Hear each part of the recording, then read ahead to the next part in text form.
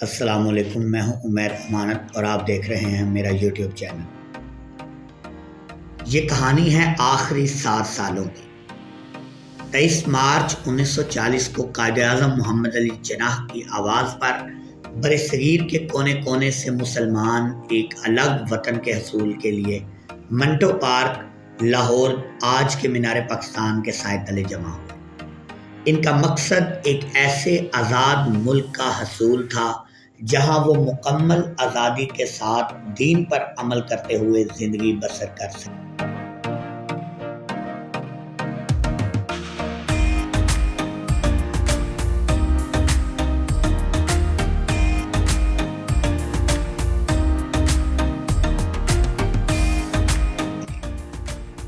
ناظرین، جیسے ہی مسلمانوں نے آزاد الگ ملک پاکستان کا مطالبہ کیا، کانگریس مسلم لیگ سے دور ہونا شروع ہو گئی، کیونکہ کانگریس انگریزوں سے آزادی تو چاہتی تھی مگر مسلمان اقلیت کو اپنے ماتحت رکھنا چاہتی تھی، اور یہ بات قائد اعظم اور برصغیر کے مسلمانوں کو قطعاً قبول نہ تھی۔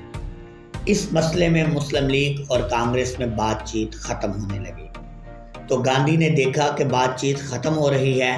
گاندھی نے قائد اعظم کو مذاکرات کی دعوت دی۔ ناظرین، مذاکرات کے ذریعے بات چیت تو شروع ہوئی مگر کچھ حاصل نہ ہوا۔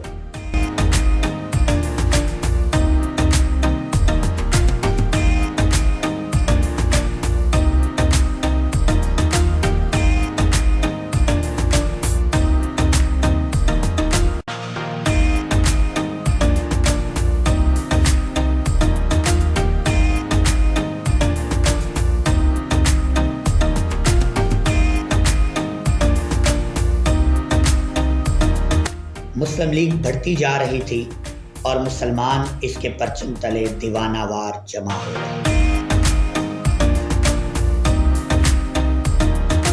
اور بالآخر 3 جون 1947 کا وہ دن بھی آ گیا جب viceroy Hindustan lord Mountbatten نے برصغیر کے تمام سربراہان کو جمع کیا، جن میں ہندو، مسلم، سکھ اور دیگر اقلیتوں کے سربراہان موجود تھے۔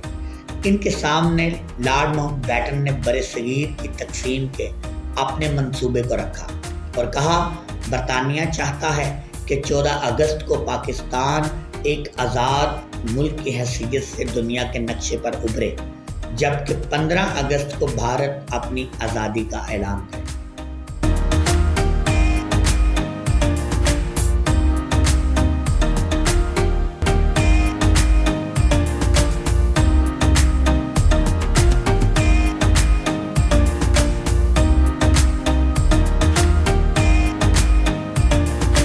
ناظرین، بالآخر 14 اگست 1947 کے عظیم دن لارڈ ماؤنٹ بیٹن کے منصوبے کو عملی جامہ پہنانے کے لیے پاکستان کی پہلی دستور ساز اسمبلی کا اجلاس رکھا گیا، جس میں لارڈ ماؤنٹ بیٹن نے تقریر کی اور اس کے بعد قائد اعظم محمد علی جناح نے اپنی تقریر کی۔ اس تقریر میں مذہبی آزادی، اقلیتوں کے حقوق کے ساتھ ساتھ نبی اکرم صلی اللہ علیہ وآلہ وسلم کی سیرت طیبہ پر بات کی۔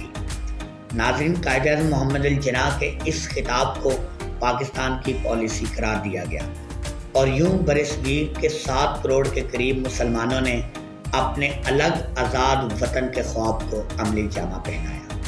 ناظرین، اگر آپ کو ہماری آج کی ویڈیو پسند آئے، ویڈیو کو لائک کریں، شیئر کریں اور ہمارے اس چینل کو سبسکرائب کریں تاکہ ہماری آئندہ آنے والی ہر تاریخی ویڈیو آپ تک جلد از جلد پہنچ سکے۔